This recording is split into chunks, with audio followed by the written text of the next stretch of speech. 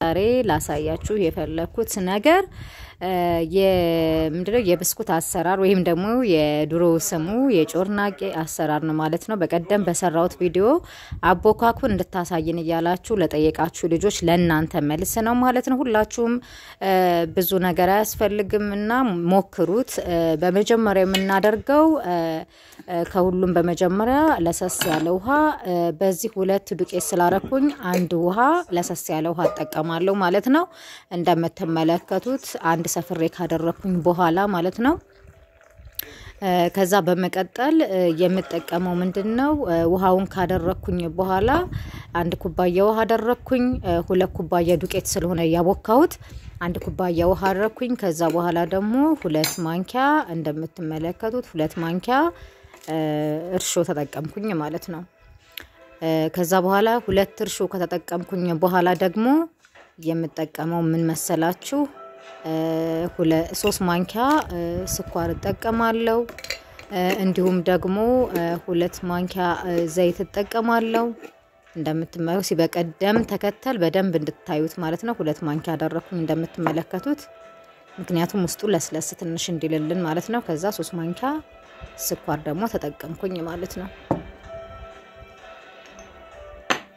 ኦኬ ይሄን ተጠቅሜ ከጨረስኩኝ በኋላ ምን አደረኩ መሰላችሁ ቫኒላ አረኩኝ። ቫኒላ እጅግ በጣም የሆነ ሽታው በጣም ወደዋለሁ እና ትንሽዬ ቃናው በጣም ቆንጆ እንዲሆንልኝ ብዬ በቀደም አልተጠቀምኩም ተጠቀምኩት ማለት ነው። ይሄ የውስጡ የሊጧ ሽታ እንዲኖረው በጣም ነው ደስ የሚለው ሽታውና ለዛ ፈልጌ ነው። ዳቦ ምናምን በመጋገር ሰዓት በድስት ይሄን ተጠቀማለሁ። እጅግ በጣም ነው ደስ የሚለው በጣም ነው የወደድኩትኝ ሽታውን ማለት ነው። ከዛ በኋላ ይሄንን እንደምትመለከቱት እንደዚህ ካዋሃድኩት በኋላ ቢያንስ ለ10 ደቂቃ ወይ ለ5 ደቂቃ ትንሽ ብቻ ኩፍ እንድትልልን ትንሽ ነስት እንድትልልን እንደዚህ ከድነን እናስቀምጠዋለን ማለት ነው። የምትመለከቱት እንግዲህ ውድ ጓደኞቼ ከ10 ደቂቃ በኋላ ስከፍተው እርሾውን ተመልከቱ እንዴት እንደሆነ። በነገራችን ላይ እርሾው እጅግ በጣም አሪፍ ነው። ብዙ ደቂቃ ራሱ አያስፈልገውም ማለት ነው። አሁን እንግዲህ እንደምትመለከቱት በዚች በማሳያችሁ ኩባያ 3 ኩባያ ዱቄት ነው የተጠቀምኩት ማለት ነው። ምክንያቱም ውሃው ራሱ ለዚህ ለዱቄቱ በቂ ነው ማለት ነው። ከዚህ በላይ መጠቀም አልፈልግም። አሁን ይሄንን እንግዲህ እንደምትመለከቱት በደንብ አድርጌ አቦካዋለሁ ማለት ነው። እሽት አድርጌ እንግዲህ ቀሪውን ተመልከቱ።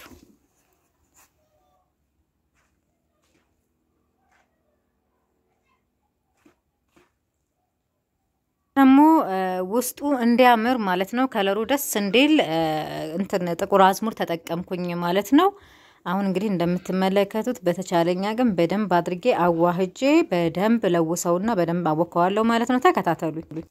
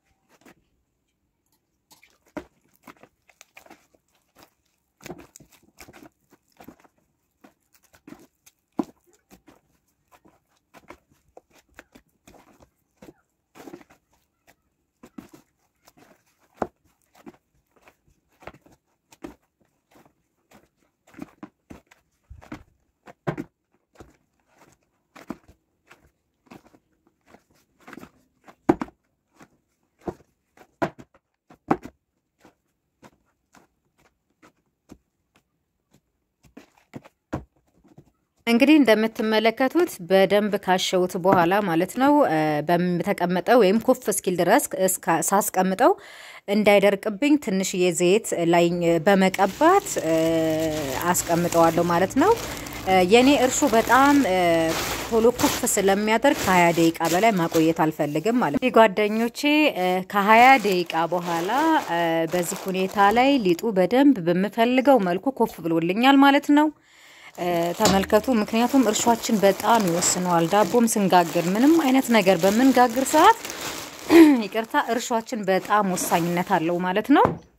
የምንጠቀማቸውን እርሾ መምረጥ አለብን። ከዛ በኋላ እንደምትመለከቱት እንግዲህ ብስኩት ለመስራት ማስተካከል ሊጡን ያስተካከሉ ዘይት ውስጥ ማስገባት ምናምን አይተበቅብንም። ምክንያቱም አቀማመጡ ወይም አጠባበሱ እንዲያምርልን ዝም ብለን እንደዚህ እየቆራረጥን እናስቀምጠዋለን ማለት ነው። እንደምትመለከቱት ሁሉንም እንደዚህ የተቆራረጠ ይቀመጣል ማለት ነው።